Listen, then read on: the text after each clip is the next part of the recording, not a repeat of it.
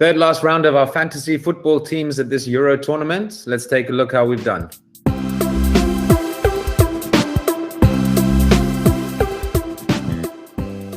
Okay, let's take a look at my team for this round. As you can see, been doing progressively worse. Last round, not great again.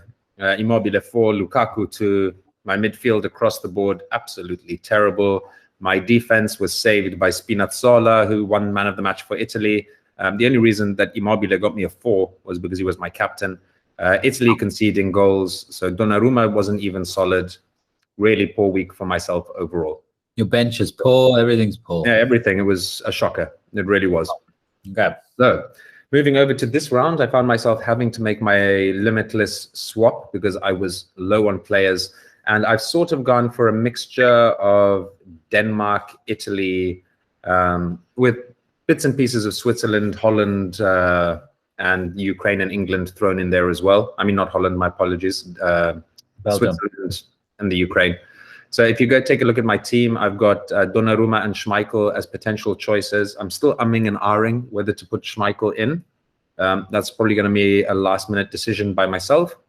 Then the defense I'm really happy with. I've got Spinazzola and Maile as my wing-backs. Both of them offer assists and goals going forward. And then two defenders that I expect to do really well and get me clean sheets are Akanji and Christensen. The midfield, as you can see, is heavily goal dependent. It would be a very unbalanced midfield in real life. I've got Chiesa and Sterling, who do offer goals. I'm not expecting Chiesa to start. He's probably going to come in later, but I expect more points from him as a late sub than I do from Barella or Freuler, for that matter, starting off from the first minute. Little bit of a doubt whether to play Yaremchuk against England. I'm considering putting Freuler in as an extra midfielder because he does offer a bit going forward.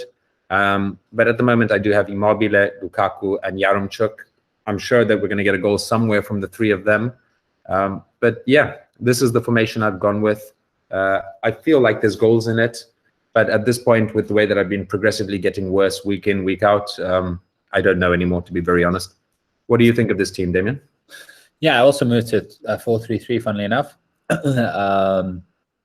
But it's not bad. I think your defense is like, I understand that you think Switzerland is going to do well against Spain, and also Denmark against Czech Republic. I think Denmark, Czech Republic is a good bet. I think the defense of Denmark, also depending if Kjaer plays or not, should hold.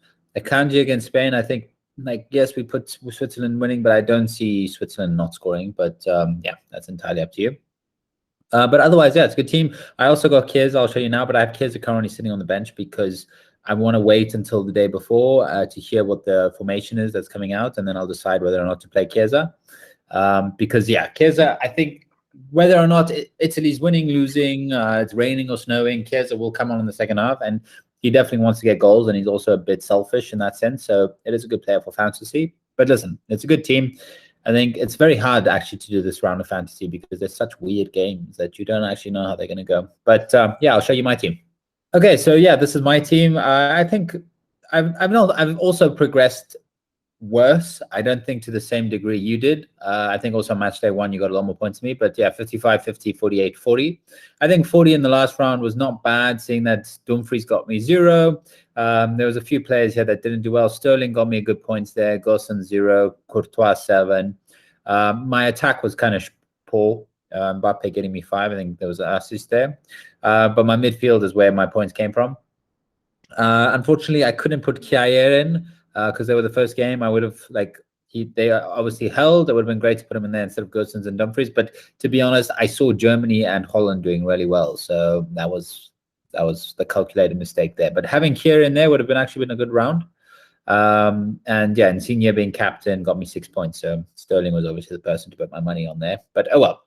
Moving into quarterfinals, I also changed my team to a 3-4-3 apparently. So I have not changed it to a 4-3-3, which I recall doing. I should have Kjaer on actually. So anyway, we'll leave it like this, and then I'll make a decision before the game. So theoretically, I should actually have this formation right here. Confirm, and then Denier is coming off for Simon Kjaer, and then I had Chiesa coming off for Damsgaard. Okay, so this is the team I wanted. Where is the save button? Confirm. Let's confirm that. Okay, so this is what we're looking at. So I have Courtois in goals. Hopefully he doesn't keep a clean sheet, but I'm just keeping them there because he's a good goalie. Hopefully Italy do score there. Then I have Maile, Zinchenko, Spinazzola, Kjaer. I think it's a good defense, especially if Denmark can hold the clean sheet. And Spinazzola and Zinchenko are definitely good assist men. Midfield is goal heavy and assist heavy. Sterling, Insigne, Damsgaard. And up front, I have the three main strikers besides Kane that we currently have in the tournament. We have Immobile, Lukaku, Morata. Like if one of these guys don't score this next round, I give up. I won't carry on doing fantasy after this because then just everything doesn't make sense anymore. What do you think? Yeah, I was saying the only difference that we seem to have in attack is that you, Morata, me, Yaremchuk. Spain's look good, but I don't think they've played anybody who's really put them through their paces yet. And I think that we're going to start seeing that now. And I think they will struggle a bit more. Your midfield is full of goals. It's not really a midfield. It's like a second line of attack. Yeah. So yeah, it looks like a team that offers you a lot of coverage in terms of assists and goals. I'm not so sure about clean sheets, though, with Spinazzola and Zinchenko. But as I do have a few Danish players on as well, I do suspect that Kjaer and Maile might get you points. And then looking at formations before kickoffs, like Denaya, I don't see him playing because I expect Italy to score. Chiesa, I might be throwing on maybe for Damsgaard, maybe for Morata, depending on what the formation is of Italy going in the game. So I'll probably update this tomorrow night.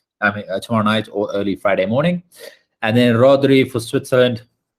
I don't think Rodri is going to play. I just have him there. But yeah, that's what we're dealing with here. Yeah, so exciting to see how we make it through this run. I see you used your limitless change or option for substitutions here as well. I think we sort of had our backs to the wall to do so. So we need to make points now. I think you did almost 3 times the point I did in the last round. So I need to seriously catch up now. And yeah, let's see how we do this round. Yeah, it's going to be exciting. I think there's good football. At this point, who knows how this is going to end up?